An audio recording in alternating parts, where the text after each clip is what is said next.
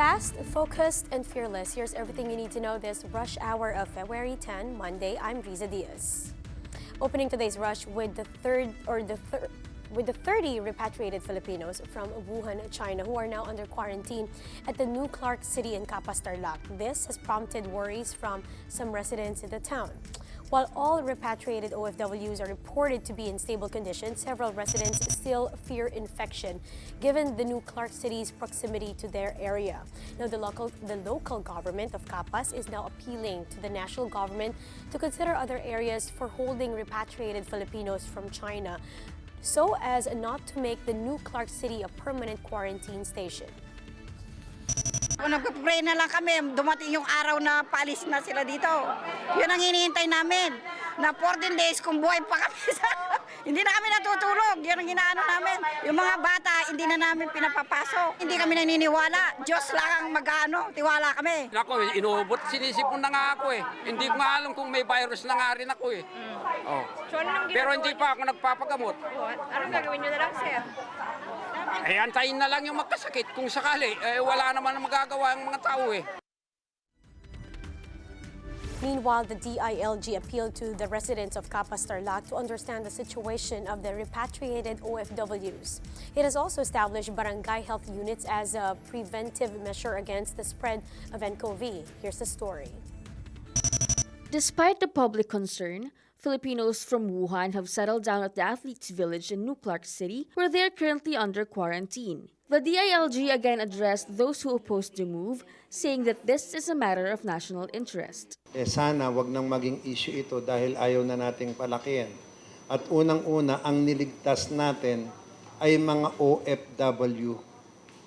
At saka malinaw naman ang guarantee na binigay sa kanila ng Department of Health. Kaya nga may mga umatras pa nga eh. Sa totoo lang, na mga dapat wala namang sakit pero umatras yung ating mga Pilipino. Hindi sumama pabalik dahil they want to protect yung trabaho nila doon. The department also sought the understanding of the residents of Capas, Tarlac in converting the facility into a quarantine site. Mga tiga-Capas, ito yung mga kapatid nating Pilipino na kung saan ang laki ng, sabi, bagong bayani, and yet ganitong treatment natin sa kanila. Wag naman. At saka anong gusto nyo? Bakuran natin ang buong Capas para hindi kayo maapektuhan? But as a precaution, the DILG has also ordered all barangays in Capas to mount an isolation unit in case the novel coronavirus spreads. We will identify na isang bahay na kung saan kompleto pasilidad. Meron pong ventilation, may kusina, may banyo, may tubig, may kuryente, at merong beddings. Dito po natin ilalagak for 14 days. Yun pong mga tinatawag na Person under investigation. This after DILG Secretary Ed Año also directed each barangay to create a Barangay Health Response Team or BHERT. This team will comprise of 2 health workers and a barangay marshal, which will be deployed for every 5,000 people in the area.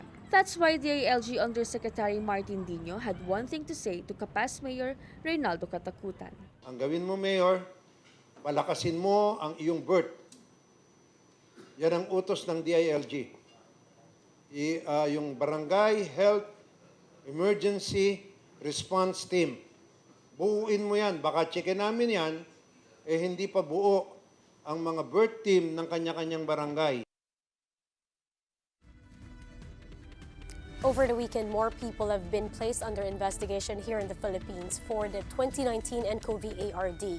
Now, there are a total of 284 PUIs in the country, more than a third of which are in Metro Manila.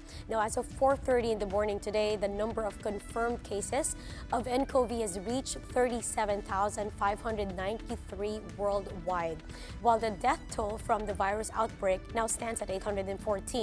Now, on the bright side, recovery is also picked up with almost 3,000 patients cured.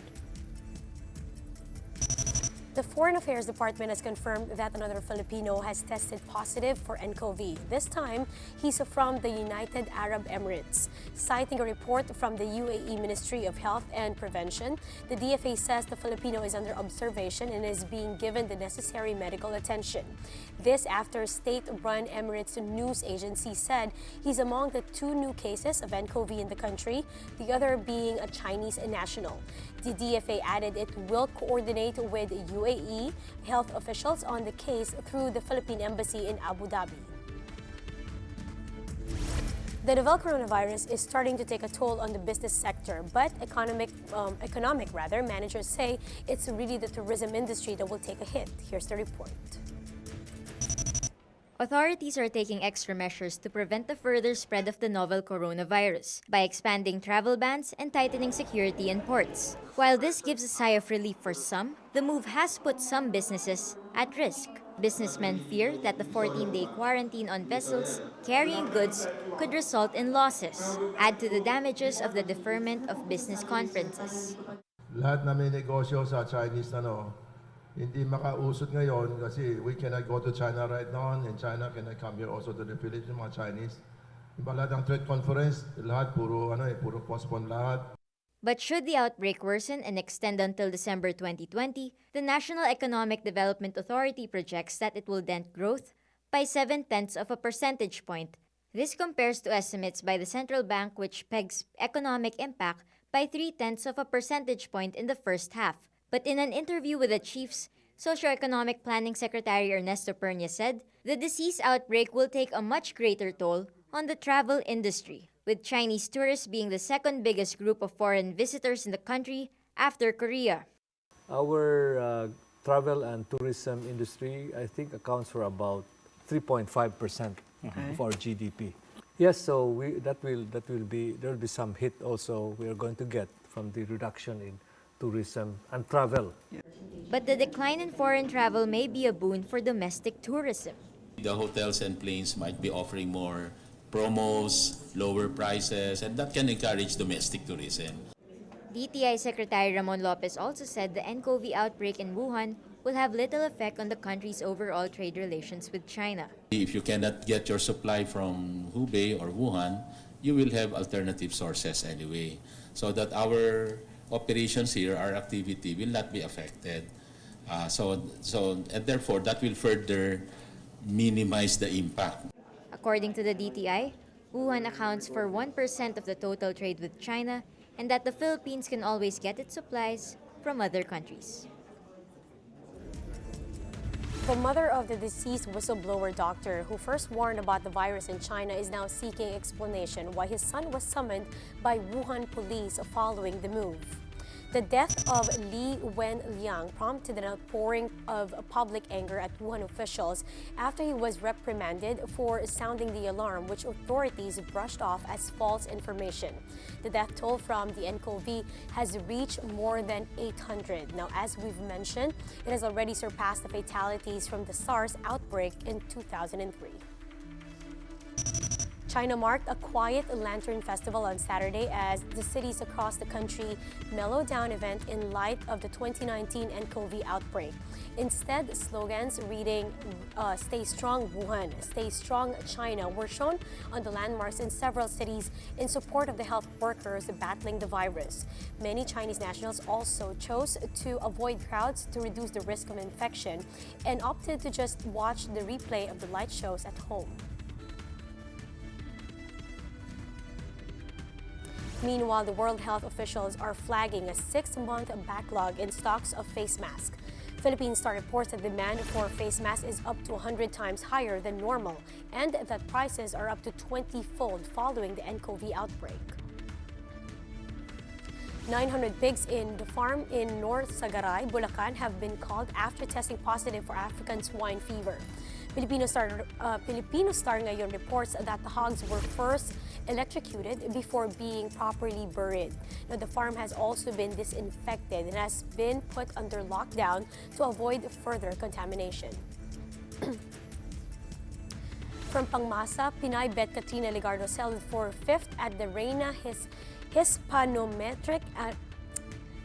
Hispano-Americana 2019 in Bolivia on Sunday. Now, Mexico's Regina Peredo Gutierrez won the 2019 pageant, which was originally scheduled last year but had yet to be moved due to political unrest in the country at that time.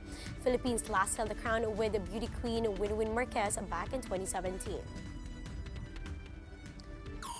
Let's fast break now to Sports Rush. The USD Growling Tigers overwhelmed the Letran Knights at the first game of the UAAP NCAA Challenge of the 2020 Philippine Collegiate Champions League.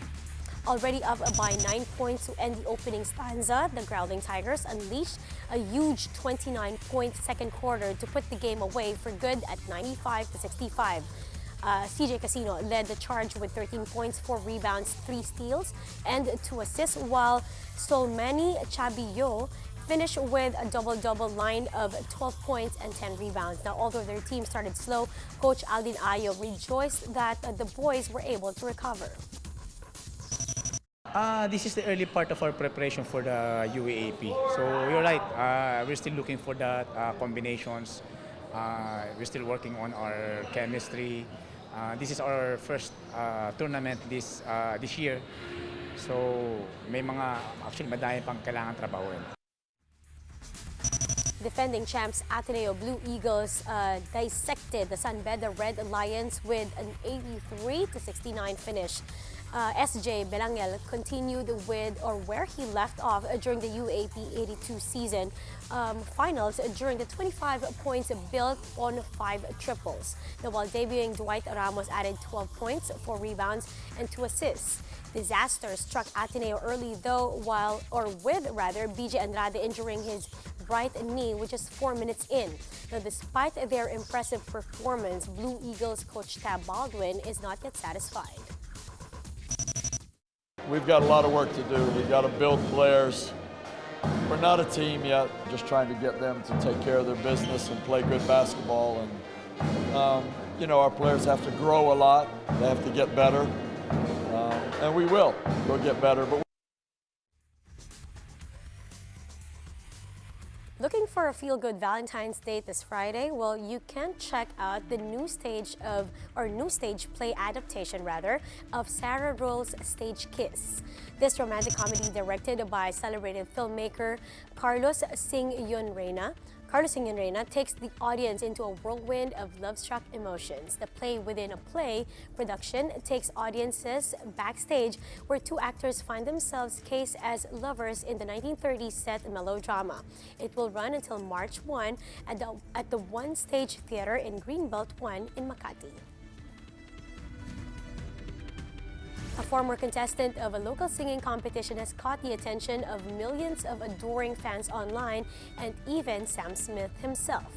This after a video showing Carmelone Montesido belting out a cover of Too Good at Goodbyes at a karaoke in a mall went viral online. Checking out his stunning performance here.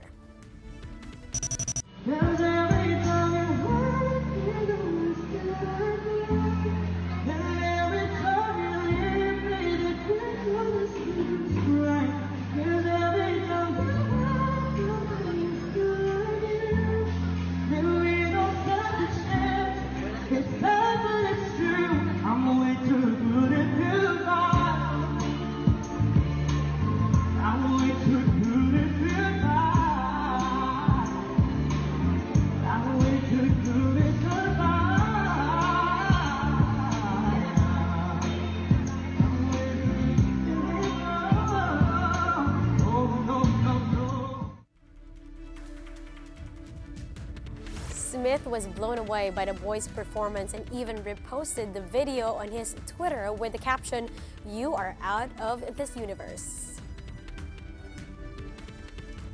Now, here are the stories to watch out for later today.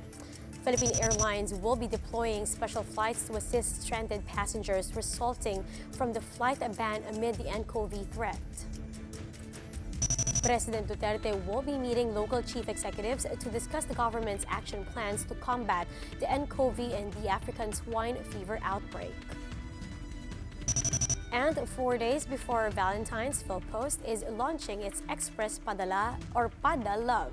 This is a romantic way of sending greetings to loved ones by delivering flowers, chocolates, cards, and other novelty items while being serenaded by a singing postman. And that's how the day is shaping up to be. Join us again next time for another round of Rush. I'm Riza Diaz. We are One News.